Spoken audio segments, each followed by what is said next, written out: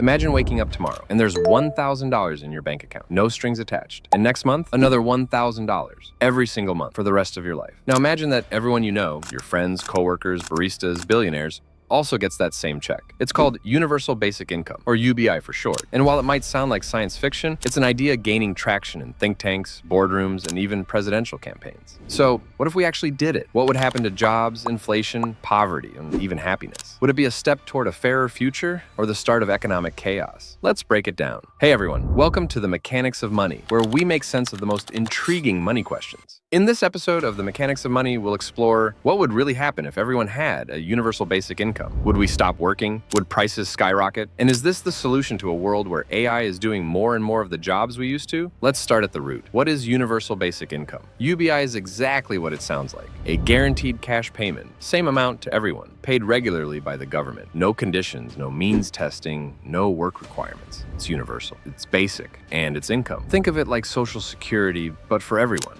Not just retirees. The idea isn't new. Thomas Paine proposed a version of it in the 1700s. Even Dr. Martin Luther King Jr. backed a guaranteed income to fight poverty. But the modern UBI movement really took off in the 60s and 70s, with support from both conservative economists and progressive thinkers. And today, with rising inequality, job automation, and economic uncertainty, UBI is back on the table. Before we dive into what UBI could do, let's look at what's already happened. In 2017, Finland ran a bold experiment. 2,000 unemployed people got $560 a month. No strings attached. The result? They reported higher happiness, lower stress, and more motivation to find work than a control group. In the US, Stockton, California tried something similar. 125 residents, $500 a month, 2 years. And what happened? People didn't quit their jobs. Actually, full-time employment went up. Participants also reported better mental health and less income volatility. Other experiments have popped up in Kenya, Canada, India, even in Silicon Valley. And yes, Andrew Yang proposed a national freedom dividend of $1,000 a month for every American adult. It sounded radical at the time, but is it? Let's zoom out. Let's say the government rolls out a national universal basic income tomorrow. Every adult gets $1,000 a month. That's $12,000 a year. In the US, that would mean 250 million adults receiving it, which comes out to about $3 trillion a year. Sounds like a lot? It is. But some economists argue we could fund it by consolidating existing welfare programs, adding a national sales tax, or taxing the ultra-wealthy. Even revenue from automation and AI productivity is on the table. Supporters say we already spend billions on social programs, but they're inefficient, bureaucratic, patchwork. UBI could be simpler and reach more people. Critics argue the opposite. It's too expensive, too risky, and it might discourage work. So, who's right? Let's break it down. Impact number 1, poverty and inequality. This one's big. Even a modest UBI could lift millions out of poverty. One report from the Roosevelt Institute found that a $1,000 a month UBI could grow the US economy by over 12% in 8 years and create up to 4.6 million jobs. Why? Because when people have money, they spend it on food, rent, education,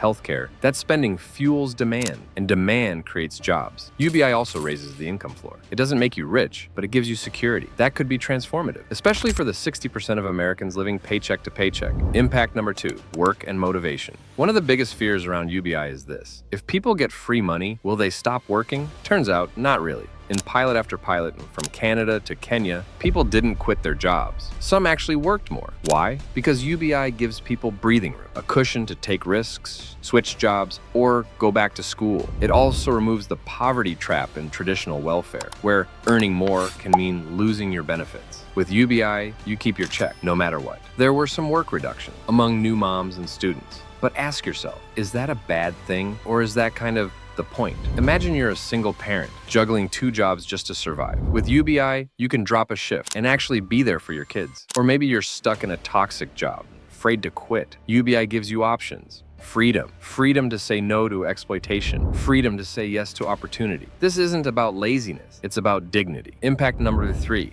inflation. Will prices soar? Critics argue more money in people's pockets will drive up prices, especially for essentials. And yes, if supply can't keep up, inflation is a risk. But here's the nuance. Most UBI plans replace existing spending. They're not just printing cash. And because UBI is regular and predictable, markets can adapt. In the Stockton and Finland pilots, inflation wasn't an issue. Still, scaling up nationally is a whole different game. That's why some experts suggest pairing UBI with smart policies, rent controls, zoning reform, and targeted subsidies to keep supply growing too. It's not a silver bullet, but it's not economic doom either. Impact number 4, Mental health and well-being. This part is huge and often overlooked. Money isn't just about buying things, it's about mental peace. When people have a stable income, stress drops, sleep improves, hope rises. In Stockton, participants reported significant boosts in mental health. Why? Because financial anxiety is exhausting, and UBI offers relief, not just for your wallet, but for your mind. But what about the rich? If everyone gets it, even millionaires, isn't that a waste? It seems silly, but actually, that's part of the magic. Universal programs like public schools and libraries tend to get more political support because everyone benefits. And in practice, the rich would pay more in taxes. So they're just getting their own money back. The poor, they get to keep theirs. It's simple. It's fair. It works. UBI versus welfare. What's the difference? Welfare is conditional. UBI is unconditional. Welfare is complicated and patchy. UBI is clean, consistent, universal. But it doesn't mean we throw out everything. Targeted support for people with disabilities or kids would still be needed. Think of UBI as the foundation. What about automation and AI? Now we're getting futuristic. As machines take over jobs, from cashiers to content creators, what happens to workers? UBI could be the safety net that catches us. Tech leaders like Elon Musk and Sam Altman think so. They say we're heading for massive productivity gains. But the jobs, they may not come back.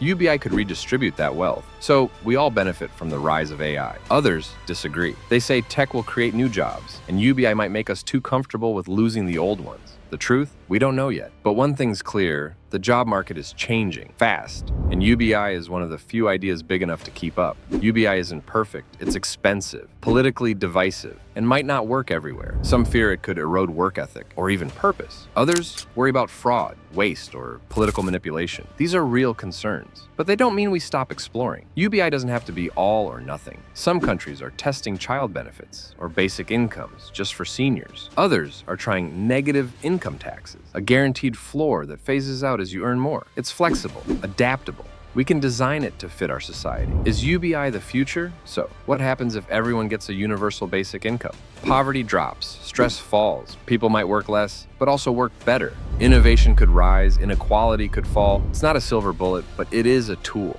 a powerful one. The real question isn't just, can we afford UBI? It's, can we afford not to? Thanks for joining us on The Mechanics of Money. If you found value in exploring this topic, consider sharing your thoughts or questions in the comments below. Until next time.